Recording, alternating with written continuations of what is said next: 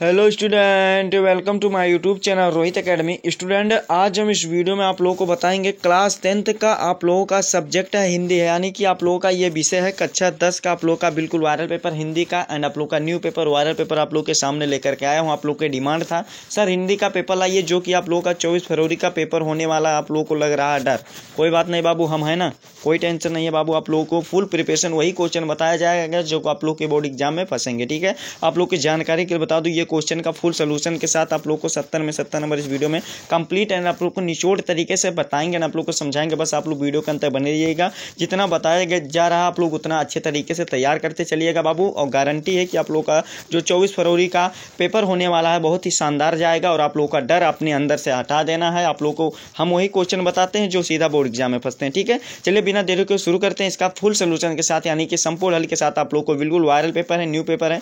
आप लोग का समय आप लोग को दिया जाएगा एग्जाम में 3 घंटा 15 मिनट दिया जाएगा। उस पूर्णांक जो कि आप लोग का रहेगा 70 रहेगा। ठीक है, चलिए बिना देरी के शुरू करते हैं। आप लोग जानते होंगे 20 MCQ रहेगा जो कि आप लोग को ओएमआर शीट पर भरना होगा। अगर आप लोगों को किसी भी प्रकार की कोई समस्या होती तो आप लोग कमेंट में हमें जरूर बता सकते हैं, और अगर कमेंट में नहीं बता सकते तो इंस्टाग्राम पर भी हमें मैसेज कर सकते हैं बाबू। आप लोगों की समस्याओं का समाधान जरूर किया जाएगा। ठीक है, खंड आ यहाँ से हमारा स्टार्ट होता है, जिसमें से बहुविकल्पीय प्रश्न यानी कि MCQ दिया गया है, यानी कि मल्टीपल चॉइस क्वेश्चन दिया गया, जिसमें से पहला सा प्यारा सा क्वेश्चन पूछा गया कि शुक्ल युग के लेखक नहीं, यानी कि शुक्ल युग के लेखक कौन नहीं है हमें ये बताना। ठीक है, देखो शुक्ल युग के लेखक कौन नहीं हमें ये बताना है, तो इसका ऑप्शन क्या दिया गया, जयशंकर प्रसाद जी, मुंशी प्रेमचंद जी, आचार्य रामचंद्र शुक्ल जी हैं, भारतेंद्र हरिश्चंद्र जी हैं। ठीक है, ये हमारे 4 ऑप्शन में दिए गए हैं। तो आप लोग को जानकारी के बता दो, जो जयशंकर प्रसाद जी हैं वो ये छायावादी युग के हैं, मुंशी प्रेमचंद जी हैं और रामचंद्र शुक्ल हैं, तो ये कौन से, ये शुक्लोत्तर युग के हैं। और जो भारतेंद्र युग शुक्ल युग के ये भी हैं, और ये प्रेमचंद जी भी शुक्ल युग के हैं, और जो भारतेंद्र युग हैं ये मतलब नहीं है, यानी कि इसमें क्या बताना है, ये नहीं है, भारतेंद्र युग जो नहीं है ये भारतेंद्र युग के लेखक हैं। ठीक है, समझ गए ना बाबू, ये हमारा डी वाला ऑप्शन राइट हो जाएगा इसका। फिर चलिए दूसरा क्वेश्चन देख लेते हैं। दूसरा क्वेश्चन दिया गया सभी मोस्ट इंपॉर्टेंट क्वेश्चन, अगर आप लोग की इच्छा होगी तो रफ कॉपी में आप लोग 2x पर वीडियो कर लीजिएगा। आप लोग को समय कम बर्बाद करना चाहते हैं हम 2x पर, यानी कि वीडियो की स्पीड बढ़ा करके आप लोग इसको नोट कर लीजिएगा और तैयार कर लीजिएगा। ठीक है, आप लोग को ये सलाह देना हमारा कर्तव्य था, आप लोग को बता देना, आप लोग को समझा दिया। दूसरा क्वेश्चन दिया गया पूस की रात कहानी के लेखक है, यानी कि पूस की रात के कहानी के लेखक कौन है हमें ये बताना, तो मुंशी प्रेमचंद जी है। और ये भी पूछ लेता है ये किस विधा की रचना है, तो ये उपन्यास विधा की रचना है। कौन सी विधा की रचना है, उपन्यास विधा की रचना, इसको भी दिमाग में बैठा लीजिएगा। फिर अगला क्वेश्चन दिया गया है सिंदूर की होली के नाटककार हैं, यानी कि सिंदूर के होली के नाटककार कौन है हमें ये बताना, तो लक्ष्मी नारायण मिश्र जी हैं। हमारा सी वाला ऑप्शन इसका भी राइट हो जाएगा बाबू। जितना भी क्वेश्चन बता रहे हैं सभी को दिमाग में फीड कर लीजिएगा। आप लोगों को 70 में 70 नंबर इसी चैनल पर आप लोगों को जितना भी पेपर सॉल्व कराया जा रहा है उसको अच्छे तरीके से जरूर आप प्रिपेयर कीजिएगा। ठीक है, आप लोग को गारंटी है कि ऑल सब्जेक्ट में 70 में 70 नंबर जरूर आएगा।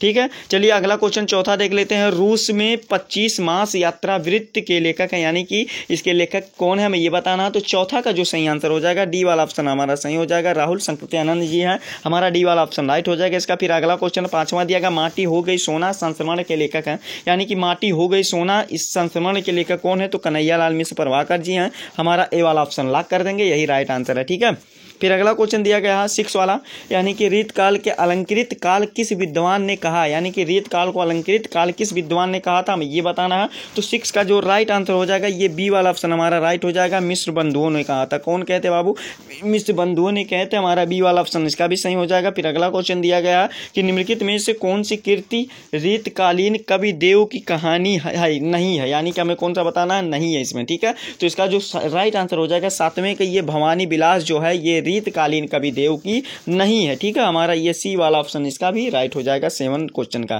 फिर अगला क्वेश्चन 8वां दिया गया, यानी कि 8 वाला क्वेश्चन दिया गया भारतेंद्र युग की विशेषता, यानी कि प्रवृत्ति नहीं है, यानी कि भारतेंद्र युग की विशेषता यानी कि कौन सी नहीं हमें ये बताना है। तो इसका जो सही आंसर हो जाएगा बाबू हमारा सी वाला ऑप्शन इसका राइट आंसर हो जाएगा, अंग्रेजी शिक्षा का विरोध, यानी कि अंग्रेजी शिक्षा का विरोध यही नहीं है हमारा कौन सा, ये सी वाला ऑप्शन लॉक कर देंगे, यही राइट आंसर है। जितना भी क्वेश्चन बताया जा रहा है आप लोग अच्छे तरीके से इसको तैयार कर लीजिएगा और दिमाग में फीड कर लीजिएगा। अगर आप लोगों को इच्छा होगी तो आप लोग रफ कॉपी में नोट कर लीजिएगा, लेकिन आप लोग स्पीड से कीजिएगा और सिर्फ आप लोगों को देखिए कैसे करना है। ये क्वेश्चन हो जाएगा, इसका जो राइट आंसर है उसी को सिर्फ लिखिएगा। ठीक है, समझ गए ना बाबू।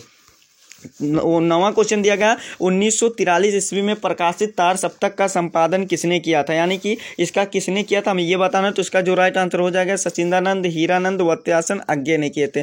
बी वाला ऑप्शन हमारा इसका भी राइट हो जाएगा। फिर अगला क्वेश्चन दिया गया कि राम की शक्ति पूजा किसकी रचना है, यानी कि राम की जो शक्ति पूजा है वो किसकी रचना है, हमें ये बताना है। 10वां का जो राइट आंसर हो जाएगा क्या हो जाएगा, ए वाला ऑप्शन हमारा सही हो जाएगा, सूर्यकांत त्रिपाठी निराला जी का है। कुछ किसका है, सूर्यकांत त्रिपाठी निराला जी का है। फिर अगला क्वेश्चन दिया गया है हाथी जैसी देह, गेंडे जैसी चाल, तरबूजे सी खोपड़ी, खरबूजे सी गाल। देखो बाबू ये आप लोग पूछा गया उपयुक्त पंक्तियों में कौन सी रस है, यानी कि देखो आप लोगों को इसमें हंसी की भावना उत्पन्न हो रही कैसे, देखो हाथी जैसी देह और गेंडे जैसी चाल, खरबूजे सी खोपड़ी, तरबूजे सी खोपड़ी, खरबूजे सी गाल। तो ये हमें हमारे अंदर क्या हंसी की भावना उत्पन्न हो रही, तो ये कौन सा रस हो जाएगा बाबू, हास्य रस हो जाएगा, जो कि डी वाला ऑप्शन हमारा राइट हो जाएगा।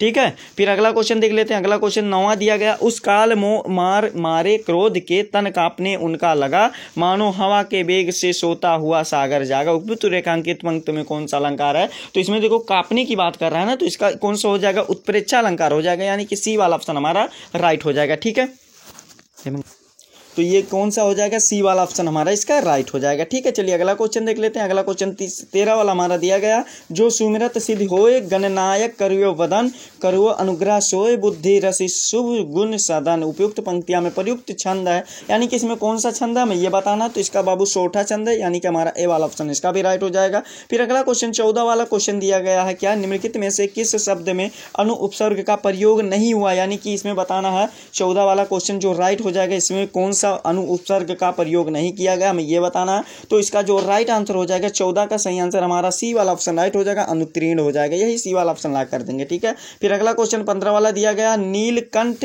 समस्त पद प्रयुक्त समास है, यानी कि इसमें कौन सा समास हमें ये बताना है। तो इसमें जो राइट आंसर हो जाएगा बहुब्रीहि समास है हमारा, कौन सा, बी वाला ऑप्शन इसका भी राइट हो जाएगा। फिर अगला क्वेश्चन 16 वाला दिया गया बादल का पर्यायवाची शब्द नहीं, यानी कि बादल का पर्यायवाची शब्द कौन सा नहीं हमें ये बताना। तो 16 का जो राइट आंसर हो जाएगा हमारा डी वाला ऑप्शन राइट हो जाएगा, जलज जो है यही नहीं है। जलज किसका पर्यायवाची है, कमल का है। किसका है, कमल का पर्यायवाची होता है, क्या क्या होता है कमल का पर्यायवाची, कमल का पर्यायवाची सरोज होता है, नीरज होता है, पंकज होता है, जलज होता है। ठीक है, इत्यादि होते हैं बाबू। और ये जो बादल का पर्यायवाची होता है नीरद होता है, अम्बुद होता है, जलद होता है। ठीक है, ये हमारा 3 पर्यायवाची हो जाएंगे, तो आप लोग का ये डी वाला ऑप्शन इसका कंप्लीट हो जाएगा, आंसर डी वाला ऑप्शन राइट हो जाएगा। फिर अगला क्वेश्चन 17 वाला दिएगा युष्मत, यानी कि हमारा इसका हिंदी क्या होता है, तुम इसका सर्वनाम शब्द का तृतीय वचन एक वचन क्या होगा हमें ये बताना। 17 का राइट आंसर कौन सा, सी वाला ऑप्शन बी वाला ऑप्शन हमारा राइट क्रिएशन तो हो जाएगा। ठीक है, बी वाला ऑप्शन हमारा राइट हो जाएगा।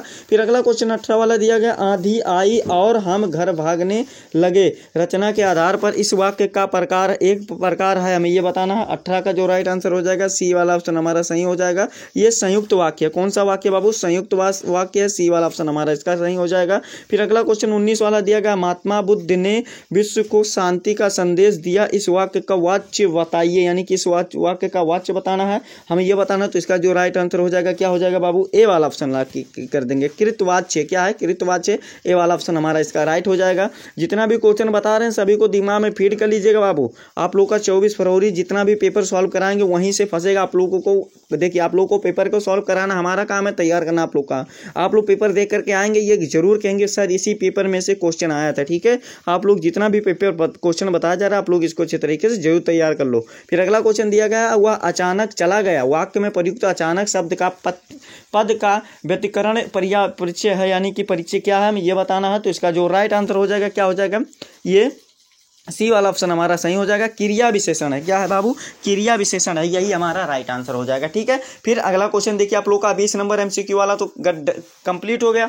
आगे भी आप लोगों को कंप्लीट एंड आप लोग को निचोड़ तरीके से समझाएंगे एंड आप लोग को बताएंगे, बस आप लोग वीडियो के अंत तक बने रहिएगा धैर्य बना करके। ठीक है, चलिए अगला क्वेश्चन देख लेते हैं बिना देरी के। आप लोग का देखिए क्या दिया गया है, इधर क्वेश्चन देख लेते हैं। इधर क्वेश्चन आप लोग का खंड बा, यहाँ से हमारा वर्णनात्मक प्रश्न दिया गया, यानी कि इसका आंसर आप अपने उत्तर पुस्तिका में, यानी कि जो बोर्ड एग्जाम में कॉपी दिया जाएगा उसको उसमें लिखना होगा। ठीक है, देखो सबसे पहले आप लोग को आ जाते हैं, यहाँ पर दिया गया 21 वाला क्वेश्चन, निम्नलिखित में से किसी एक गद्यांश के आधारित प्रश्नों के उत्तर दीजिए, यानी कि उत्तर देना है। यहाँ पर देखिए क्या दिया गया, आप लोग को समझ सकते हैं। यहाँ पर दिया गया कुसंग का ज्वार सबसे भयानक होता है, यह केवल नीति और सद्वृत्त को ही नाश नहीं करता बल्कि बुद्धि को भी क्षय कर देता। तो आप लोग को बता दें यहाँ पर कुसंग आ गया, तो ये मित्रता वाले पाठ से लिया गया, जिसके रचयिता कौन है, यानी कि सॉरी लेखक कौन है, ये वो आचार्य रामचंद्र शुक्ल जी हैं। तो देखिए पहला क्वेश्चन दिया गया 6 नंबर का आप लोग का गद्यांश पूछा जाएगा, 6 नंबर का पद्यांश भी पूछा जाएगा। ये नंबर का जो है आप लोग का शेड्यूल 6 नंबर का है, तो इसको अच्छे तरीके से जरूर आप लोग को समझा दे रहे हैं एंड आप लोग को बता दे रहे हैं,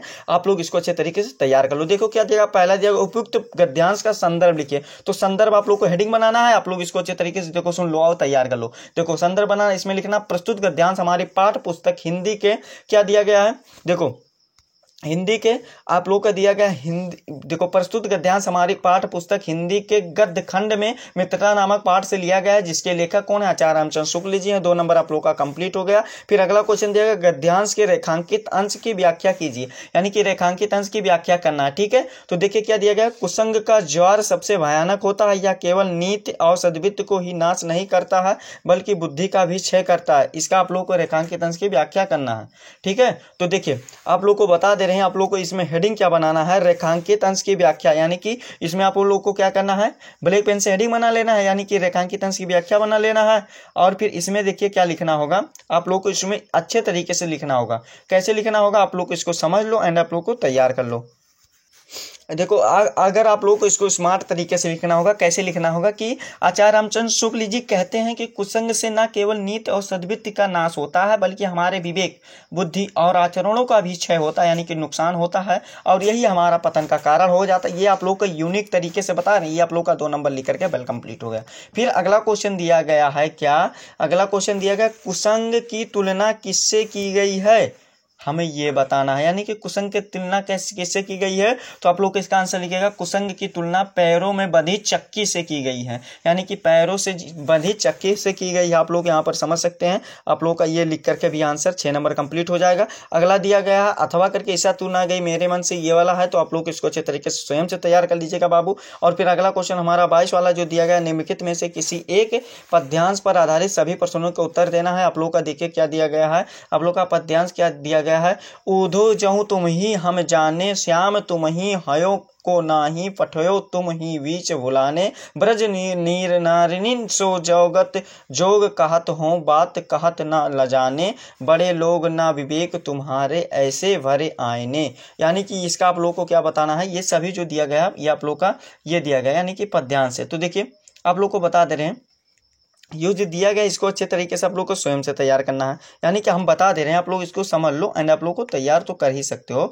देखो इसमें आप लोग का क्या दिया गया, पहला दिया गया आप लोग का ये क्या दिया गया, यहाँ पर क्वेश्चन देखिए क्या दिया, उपयुक्त पद्यांश का आप लोग को संदर्भ लिखना है, यानी कि क्या लिखना है बाबू, संदर्भ लिखना है, ठीक है। आप लोग को इसका संदर्भ अच्छे तरीके से लिख करके तैयार कर लेना है। तो देखिए आप लोग को संदर्भ बता दें, क्या संदर्भ बता दें क्या बाबू, देखो आप लोग का इसका संदर्भ लिख के बता दे रहे हैं, यानी कि आप लोग समझ लो। संदर्भ हेडिंग बना लेना है, इसमें क्या लिखना है कि प्रस्तुत पद्यांश हमारी पाठ्य पुस्तक हिंदी के काव्य खंड के अंतर्गत पद शीर्षक से अवतरित है, जिसके रचयिता कौन है, भक्त, यानी कि श्री कृष्ण के भक्त सूरदास जी हैं। बस आप लोग का 2 नंबर लिख करके वेल कंप्लीट हो गया। फिर अगला क्वेश्चन इसमें क्या दिया गया बाबू, रेखांकित अंश की व्याख्या कीजिए। रेखांकित अंश की व्याख्या हेडिंग बनाना है ब्लैक पेन के, और इसमें क्या लिखना है कि तुम अच्छी प्रकार से विचार कर लो कि हमसे तो ऐसा कह दिया अब ब्रज में किसी अन्य से ऐसी बात मत कहना, हमने तो सहन भी कर लिया, दूसरी मत कहना, और हमने सहन भी कर लिया और दूसरी गोपियों इसे सहन भी नहीं करेंगी। कहाँ तो हम स्त्रियां और कहाँ योग साधना का नग्न अवस्था, अब तुम चुप हो जाओ और सोच समझकर बात करो। ये आप लोग का लिख करके व्याख्या लिख करके बस कंप्लीट हो गया।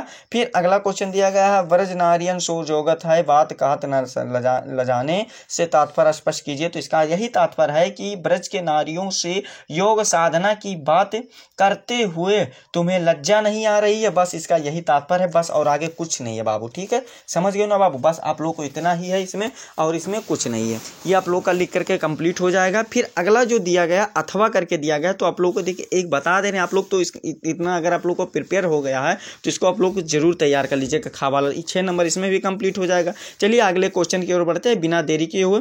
देखो नीचे दिए गए संस्कृत गद्यांश में से किसी एक का संदर्भ हिंदी में अनुवाद करना है। क्या दिया गया है? वाराणसी वाला दिया गया है, यानी कि आप लोग को यहाँ पर समझ सकते हैं यही वाला दिया गया है। का वाला देखिए क्या दिया गया है कि वाराणस्यम प्राचीन काले देव गेह गेह विद्या दिव्य ज्योति द्योति, यानी कि इसका अनुवाद करना है आप लोग को। देखिए ये आप लोग का पूरा दिया गया ना, तो आप लोग का देखिए इसको अच्छे तरीके से स्वयं से तैयार करना है। क्वेश्चन को बताना हमारा काम है बाबू, तैयार करना आप लोग का। आप पूछेंगे आप लोग कैसे तैयार करेंगे हम इसको सर, तो आप लोगों को क्वेश्चन बैंक उठाना है या आप लोग को बुक उठाना है, उसमें टिक कर लेना और इसको अच्छे तरीके से खुद से जरूर तैयार कर लेना। ठीक है, क्वेश्चन पर टिक कर लीजिएगा और इसको अच्छे तरीके से जरूर प्रिपेयर कर लीजिएगा। और अथवा करके भी दिया गया वैसे तो आप लोग का कुछ लोगों का तो तैयार ही होगा।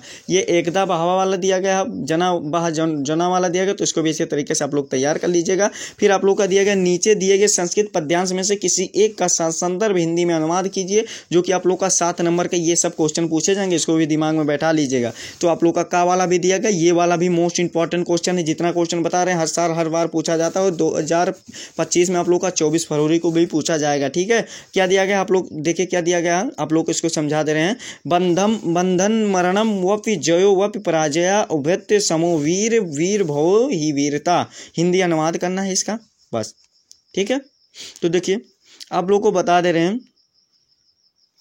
इसको अच्छे तरीके से तैयार कर लीजिएगा। ठीक है, फिर अगला क्वेश्चन दिया गया, देखिए आप लोगों का यहाँ पर दिया गया है, अपने पठित खंडकाव्य के आधार पर निम्नलिखित प्रश्नों में से किसी एक प्रश्न का आप लोग को क्या देना है, तो आप लोग को उत्तर देना है। क्या क्या दिया गया है यहाँ पर?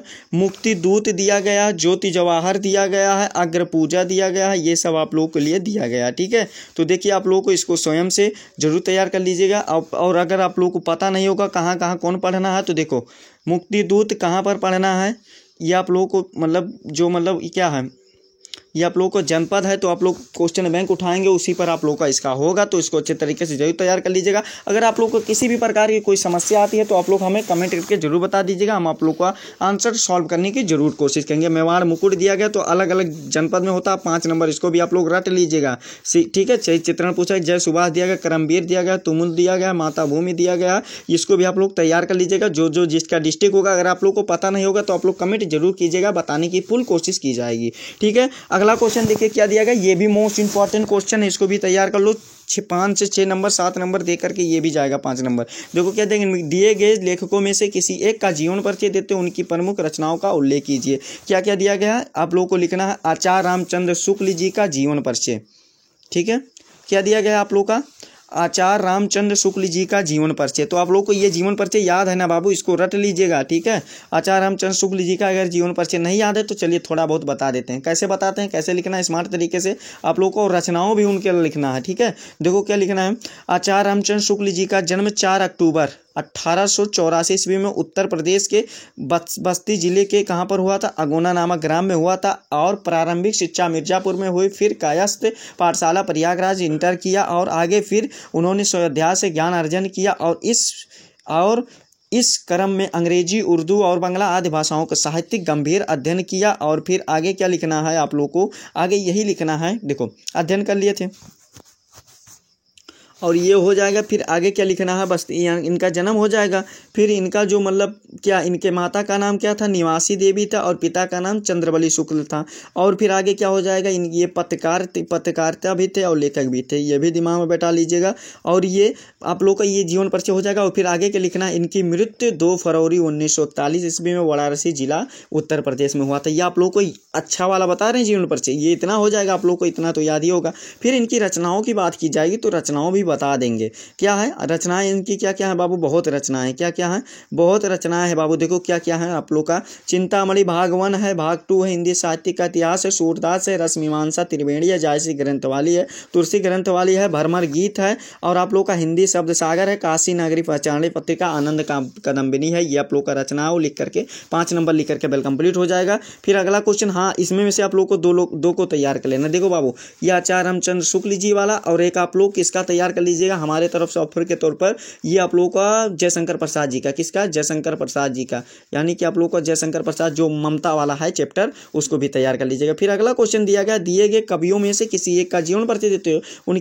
उनके क्या लिखना है आप लोग का, प्रमुख रचनाओं का उल्लेख करना है। तो क्या है, महाकवि सूरदास जी का जीवन परिचय, ये आप लोगों का ऑप्शन में दिया गया, ठीक है। बिहारी लाल, मैथिली शरण गुप्त, सुविद्या कुमारी चौहान। तो आप लोग को जो महाकवि जो सूरदास जी हैं इनका आप लोग अच्छे तरीके से तैयार कर लेना है। और जो वो क्या कहते हैं गोस्वामी तुलसीदास जी हैं उनको भी अच्छे तरीके से आप लोग को तैयार ही कर लेना है, ठीक है। ये आप लोग को मोस्ट इंपॉर्टेंट बता रहे हैं बाबू, अच्छे तरीके से तैयार कर लेना है। चलिए आप लोग को सूरदास जी वाला थोड़ा बता देते हैं, आप लोग को समझा देते हैं क्या दिया गया है, समझ लो इसको। देखो, वत्सलासेव रस के सम्राट हिंदी साहित्य के महान कवि सूरदास जी का जन्म 1478 ईस्वी में आगरा से मथुरा जाने वाली सड़क के पास स्थित रुनकता नामक ग्राम में हुआ था। कुछ विद्वान इनका जन्म स्थान सीही नामक स्थान को मानते हैं और उनके पिता का नाम पंडित रामदास था, जो एक सरस वह ब्राह्मण थे। सूरदास जी जन्मांध थे या नहीं, इस संबंध में विद्वानों ने अनेक मतभेद हैं, किंतु इन्होंने मानव स्वभाव एवं श्री कृष्ण की बाल्य लीलाओं को सच में जितना सुंदर वर्णन किया है वैसा कोई जन्मांध यानी कि जो जन्म से अंधा व्यक्त नहीं कर सकता है। इसीलिए ऐसा प्रतीत होता है कि वह जन्मांध नहीं थे, पहले से ही वीरता के पद गाया करते थे। वल्लभाचार्य यानी कि इनके गुरु थे, इनके संपर्क में आने के बाद या श्री कृष्ण की भक्ति क्या यानी कि भक्त में क्या हो गए थे, भक्त के पद गाने लगे। और तथा सन 1583 ईस्वी में क्या हो गया था, देखो सन 1583 ईस्वी में गोवर्धन निकट के पास परसौली नामक ग्राम में इनकी मृत्यु हो गई। बस आप लोगों को इतना लिख देना है एंड आप लोगों को ये तैयार हो जाएगा। फिर आप लोगों का देखिए क्या है, इनकी रचनाओं की बात कर रहा है तो प्रमुख रचना इनकी क्या क्या है बाबू, सूर सागर, सूर की सारावली, श्री कृष्ण की बाल छवि पर लेखनी, अनुपम चली। इस दोहा के माध्यम से भी आप लोग रचनाओं को याद कर सकते हैं। सूर सागर है, सूर सारावली है, साहित्यिक लहरी है, बस ये 3 प्रमुख रचनाएं हैं। 5 नंबर इसमें भी आप लोग का लाला कंप्लीट हो जाएगा बाबू। फिर अगला क्वेश्चन दिया गया, अपनी पाठ्य पुस्तक से कथस्थ किया हुआ संस्कृत खंड से इसको एक श्लोक लिखिए। जो इस प्रश्न पत्र में ना आया हो तो 2 से आप लोग को 3 नंबर इसको तैयार कर लेना, 2 से 3 आप लोग को तैयार करना है। ये 2 नंबर का क्वेश्चन पूछा जाएगा, ये वाला भी कंप्लीट हो जाएगा। फिर अगला क्वेश्चन दिया गया क्या कि अपने विद्यालय के पुस्तकालय के हिंदी की पुस्तकों एवं पत्रकारिताओं अभाव यानी कि कमी है और इन्हें मंगाने का अनुरोध करते हुए अपने विद्यालय के प्रधानाचार्य को एक पत्र लिखिए। तो ये जो दिया गया अथवा करके दिया गया 5 नंबर का ये वाला भी क्वेश्चन रहेगा आप लोगों का। क्या दिया गया इसमें, अखिल भारतीय वाद विवाद प्रतियोगिता। तो अपने विद्यालय वाला जो दिया गया बाबू, इसको मंगवाने के लिए आप लोग को कैसे लिखना है, समझदार है क्या। देखो इसको समझ लो अच्छे तरीके से।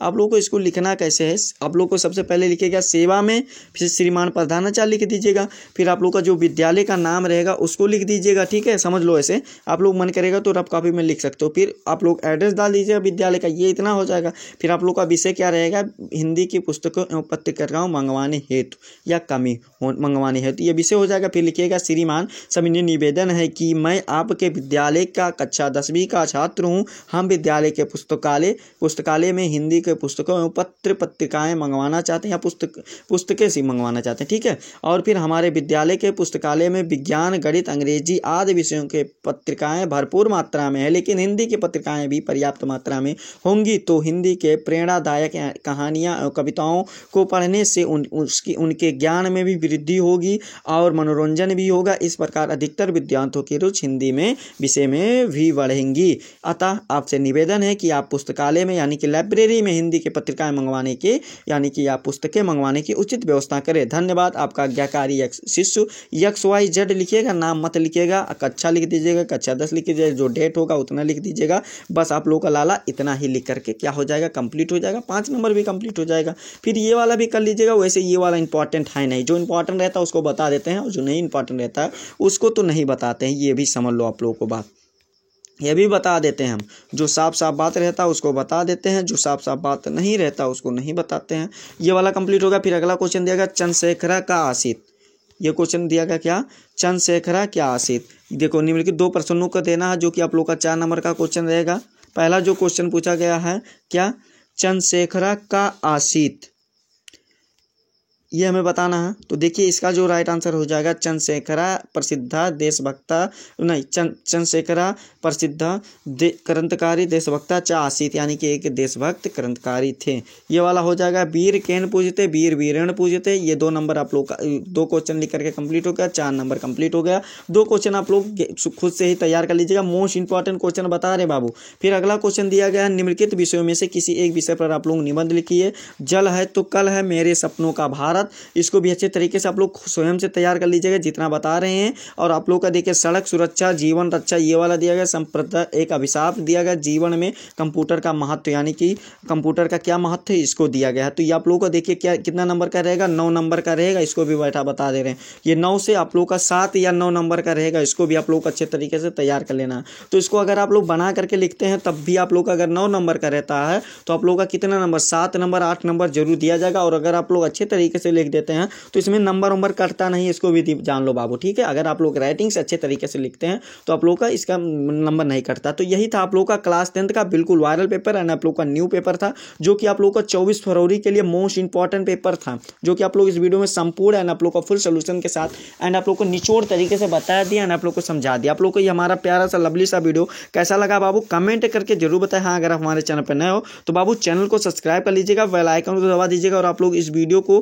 क्लास 10th के जितने भी स्टूडेंट होंगे, यानी कि क्या करना है, कक्षा 10 के जितने भी स्टूडेंट होंगे उनके पास ये वीडियो को शेयर करके जरूर पहुंचा दीजिएगा। आप लोग वीडियो को नहीं शेयर करते हो तो आप लोग इस वीडियो को शेयर कर दीजिएगा, सेंड कर दीजिएगा, सभी स्टूडेंट के पास पहुंचा दीजिएगा शेयर करके। चलिए आप लोगों से हम मिलते हैं नेक्स्ट वीडियो में नेक्स्ट टॉपिक के साथ। तब तक के लिए जय हिंद, जय भारत, वंदे मातरम।